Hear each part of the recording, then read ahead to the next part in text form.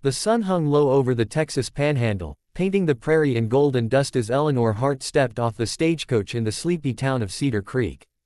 At 32, she carried herself with quiet grace, her dark hair pinned neatly beneath a modest bonnet, but her eyes held a sorrow too deep for words.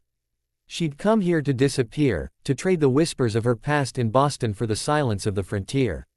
The town was small: a general store, a livery, a church with peeling white paint, and a schoolhouse where children's laughter rang like bells. She'd answered an ad: "Widow seeks schoolmarm for small frontier school. Room and board provided." What she didn't know was that the widow was actually Silas Boone, a broad-shouldered rancher with sun-leathered skin, silver threading his temples, and 3 children clinging to his shadow like saplings to an oak. He stood apart from the crowd, his youngest, a girl of 5, hiding behind his leg, peeking out with wide, curious eyes. When their gazes met, Eleanor felt a strange pull, not of romance but of recognition.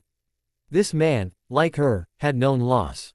He tipped his hat. "Miss Hart." She nodded. "Welcome to Cedar Creek," he said, his voice rough as gravel but warm as hearth smoke. "The children have been waiting for you." And just like that, without fanfare or flourish, her new life began, not as an escape, but as a reckoning. Eleanor's room was simple: a narrow bed, a washbasin, a small desk by the window overlooking Silas's ranch, rolling hills dotted with longhorns and wind-bent mesquite. Every morning, she walked the half-mile to the one-room schoolhouse, where 8 children of all ages waited with slates and eager eyes. Among them were Silas's 3, Thomas 10, serious and protective, Lila 7, bright-eyed and quick to laugh, and Ben 5, shy but fiercely loyal to his siblings. Eleanor taught them letters, arithmetic, and kindness. She mended their torn shirts, braided Lila's hair, and stayed late to help Thomas with his reading. Silas watched from a distance, never intrusive, always respectful. He'd leave firewood at her door, or a basket of fresh eggs, or wildflowers tied with twine. One evening, as she graded papers on the porch, he joined her, holding 2 mugs of chicory coffee. "You're good with them," he said. "They haven't smiled this much since their mother passed." Eleanor's chest tightened. "I'm sorry," she whispered. He nodded, staring at the horizon. 2 years ago. Fever took her fast. A silence settled between them, comfortable, not heavy.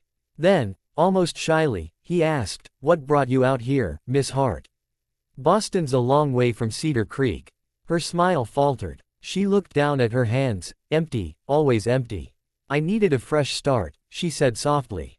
"Some things can't be fixed, only carried." He didn't press. He just handed her the coffee. "We all carry something," he said. And for the first time in years, Eleanor didn't feel alone. Weeks turned to months. Spring bloomed into summer, and Eleanor became part of the rhythm of Cedar Creek. She attended church suppers, helped at harvest, and even learned to ride a horse, badly, but with determination. The children adored her. Lila called her Miss Ellie, and brought her wild daisies every morning. Thomas confided his dreams of becoming a lawyer. Ben, once silent, now chattered nonstop during lessons. Silas watched it all with quiet pride. One afternoon, after a dust storm forced an early dismissal, Eleanor stayed behind to clean the schoolhouse. Silas appeared at the door, hat in hand. "Thought you might need help boarding the windows." They worked in companionable silence, hammering shutters, sweeping dust. As the sun set, he lit a lantern. "You ever think about having your own?" he asked suddenly, not looking at her. "Your own what?" "Family. Children." Her breath caught. The question she dreaded. She turned away, voice barely a whisper. "I can't." He paused. "Oh." She swallowed hard. "A fever, years ago. The doctor said, it's not possible." She braced for pity, for awkward silence. Instead, Silas smiled, a slow, warm thing that reached his eyes. "Good," he said. She blinked. "Good." He stepped closer, his gaze steady. "I've got enough kids for both of us." Her heart stopped. "What are you saying, Mr. Boone?" "Silas," he corrected gently. "And I'm saying, I don't need a mother for my children. I need a partner. Someone who sees them, who loves them, not because they're mine, but because they're theirs." Tears welled in her eyes. No one had ever offered her a family without demanding she give birth to one. Eleanor didn't answer that night. She needed time. The idea was too big, too beautiful, too terrifying. What if she failed them? What if love wasn't enough? But the children didn't give her space to doubt. The next day, Lila slipped a drawing into her hand, 3 stick figures labeled, Pa, Miss Ellie, and me. Thomas asked if she'd read to them at bedtime. Ben brought her a smooth river stone, for luck. And Silas. He gave her space, but never distance. He invited her to Sunday supper. Not as a guest, but as family. Around the table, they passed biscuits and beans, told stories, laughed at Ben's silly jokes. Eleanor watched Silas, how he listened to every word, how he tucked Lila's hair behind her ear, how he let Thomas carve the roast. This wasn't a man looking for a replacement. This was a man offering a home. One evening, as they walked back from the creek, he said, "You don't have to be their mother to be theirs. Love doesn't need a title. It just needs a heart willing to open." She stopped, tears in her eyes. "What if I'm not enough?" He turned to her, cupping her face gently. "You already are. You just don't see it yet."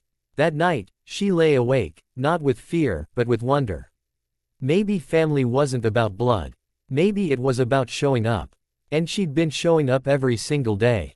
The turning point came during a summer storm. Thunder cracked like a whip, and rain poured in sheets. Ben woke screaming from a nightmare, his mother's last night, the fever, the silence after. Eleanor ran to the ranch, barefoot and soaked, finding Silas rocking the boy on the porch. Without a word, she took Ben in her arms, humming a lullaby her own mother used to sing. He clung to her, trembling. Silas watched, his eyes glistening. Later, as the storm eased, they sat by the fire, Ben asleep in Eleanor's lap. "He hasn't let anyone hold him like that since she died," Silas whispered. "Not even me." Eleanor stroked Ben's hair. "He just needed to know someone's here." Silas reached for her hand. "We all do." In that moment, walls crumbled. She looked at him, really looked, and saw not just a widower, but a man who'd carried his grief with grace, who'd raised his children with tenderness, who'd offered her a second chance not out of pity, but faith. "I'm scared," she admitted. "So am I," he said. "But I'd rather be scared with you than safe without you." She leaned her head on his shoulder. The fire crackled. Ben sighed in his sleep. And for the first time, Eleanor felt like she belonged, not as a schoolmarm, not as a stranger, but as herself. Whole, seen, loved. By autumn, Cedar Creek knew, Eleanor Hart wasn't just the schoolmarm anymore. She was Silas Boone's fiancée. The wedding was simple, held in the church, with wildflowers and children as attendants. Lila carried the rings. Thomas gave Eleanor away. Ben held her hand the whole time. Afterward, they rebuilt the old homestead together, adding a room for the schoolbooks, a porch swing for evenings, a garden Eleanor tended with care. She never bore children of her own. But every night, 3 small voices called her, Mama Ellie. Every morning, 3 pairs of arms hugged her goodbye.